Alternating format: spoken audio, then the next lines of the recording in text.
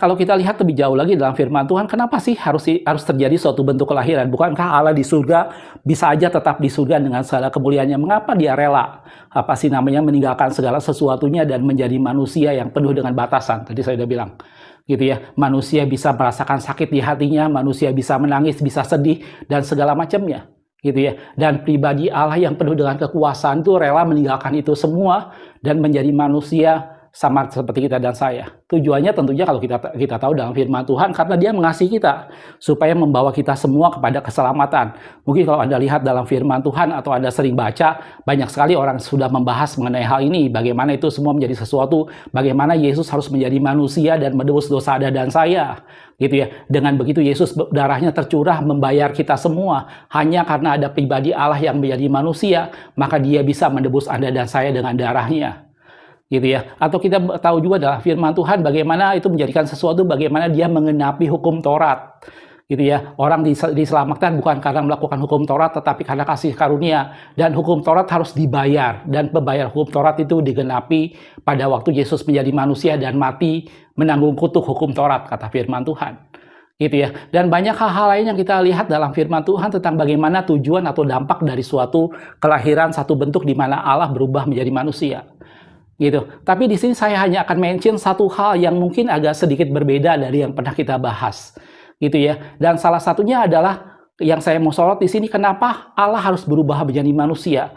Karena dalam firman Tuhan tidak ada manusia yang bisa melihat Allah, gitu ya. Kalau Anda lihat dalam firman Tuhan, cerita misalnya anggaplah pada waktu Musa ingin berhadapan, ingin memandang Tuhan. Pada waktu itu kalau Anda lihat di Keluaran pasal 33, gitu ya, Musa ingin memandang wajah Tuhan, tetapi Tuhan tidak izinkan karena Musa tidak akan bisa melihat wajah Tuhan, gitu ya. Mungkin saya ambil sedikit ayatnya dalam Keluaran 33 ayat 20. Dikatakan, lalu firman-Nya, engkau tidak tahan memandang wajahku, sebab tidak ada orang yang memandang aku dapat hidup, gitu. Allah yang penuh dengan kemuliaan itu tidak bisa dipandang, tidak bisa ditemui oleh manusia, gitu ya. Dan salah satu-satunya cara supaya manusia bisa berjumpa dengan Allah adalah Allah merendahkan diri dan mengambil rupa seorang manusia.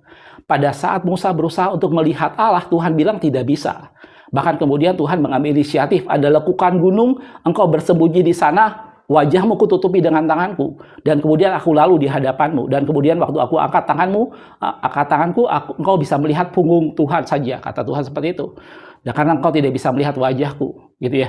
Prinsip dalam firman Tuhan bahwa tidak ada seorang manusia pun yang bisa memandang wajah Tuhan, gitu ya. Dan satu-satunya cara supaya orang bisa memandang Tuhan adalah Tuhan meninggalkan kemuliaannya dan mengambil rupa seorang manusia, dan kita bisa berjumpa dengan dia, gitu ya. Kalau Anda lihat dalam Yohanes 1 ayat 18 dikatakan, tidak seorang pun yang pernah melihat Allah, tetapi anak tunggal Allah yang ada di pangkuan Bapa, dialah yang menyatakannya, gitu ya. Melalui Yesus kita bisa melihat Allah, karena tidak ada seorang pun yang dapat melihat Allah. Atau kalau kemarin saya membahas mengenai Israel, salah satu bentuk bagaimana pada waktu itu Yakub bergumul dengan Allah pada waktu itu, dan dikatakan dalam firman Tuhan, Yakub berkata dia memberikan nama tempat itu adalah Peniel, karena aku telah melihat berhadapan muka dengan Allah dan nyawaku tertolong. Karena apa? Karena Yakub mengerti kalau seorang berhadapan muka dan memandang wajah Allah,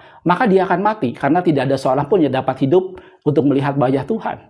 Dan Tuhan harus menyatakan dirinya dalam bentuk manusia agar orang bisa melihat wajahnya, gitu ya. Jadi dari ini semua saya ingin kita sama-sama mengerti bahwa di samping Yesus datang membawa kita pada keselamatan, Yesus datang menebus dosa-dosa kita, Yesus datang sebagai manusia untuk menjadi buah sulung buat Anda kita semua dan membuka jalan dan merasakan semua sakit, penyakit, dan kelemahan kita, gitu ya. Yesus datang untuk menyatakan pribadi Allah buat Anda dan saya, supaya kita bisa memandang Allah, karena tidak ada seorang pun yang bisa melihat wajah Allah, gitu ya. Ini prinsip dalam firman Tuhan, saudaraku, dan Yesus menyatakan itu semua. Dengan kehadiran Yesus menjadi manusia, maka kita bisa bertemu dengan Tuhan, dan Tuhan membukakan jalan untuk manusia menghampiri Dia, gitu ya. Ini hal yang ingin saya mention pada video ini. Dalam 1 Timotius 6 ayat yang ke-16 dikatakan, dialah satu-satunya yang tidak takluk kepada maut, bersemayam dalam terang yang tak terhampiri. Seorang pun tidak pernah melihat Dia, dan memang Manusia tidak dapat melihat Dia. Baginya lah hormat dan kuasa yang kekal. Amin.